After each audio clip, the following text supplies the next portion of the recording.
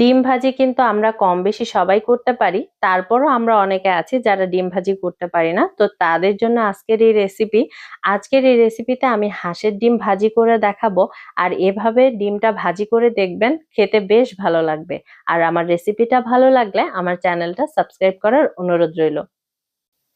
2টা ডিম ভাজার জন্য এখানে নিয়ে নিয়েছি 2টা মিডিয়াম সাইজের পেঁয়াজ কুচি, সামান্য পরিমাণ লবণ, সামান্য পরিমাণ হলুদের গুঁড়া, সামান্য পরিমাণ ধনিয়ার গুঁড়া আর সামান্য পরিমাণ জিরার গুঁড়া।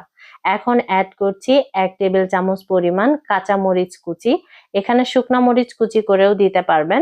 এখন সবকিছুকে একসাথে ভালোভাবে কষলে নিতে হবে। পেঁয়াজটা এমন ভাবে কষলে নিতে হবে যাতে করে পেঁয়াজ থেকে সামান্য পানি বের হয়। এখন 2টা ডিম, হাঁসের ডিম এখানে আছে, অ্যাড করে দিলাম। এখন ডিমগুলোকে খুব ভালোভাবে ফেটিয়ে নিচ্ছি। তো এখানে কিন্তু ডিমটা ফেটানো প্রায় শেষ। এখন একটা কড়াই গরম করে পরিমাণ মতো সয়াবিন তেল দিয়ে দিচ্ছি।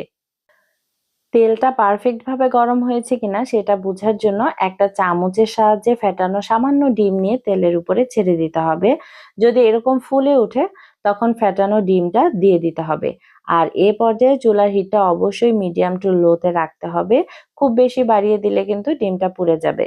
ডিমের অংশটা যখন এরকম শক্ত হয়ে যাবে আর এরকম গোল্ডেন ব্রাউন কালার একটা কালার চলে আসবে, তখন ডিমটাকে খুব সাবধানে উল্টে দিতে হবে যাতে করে ভেঙে না যায়।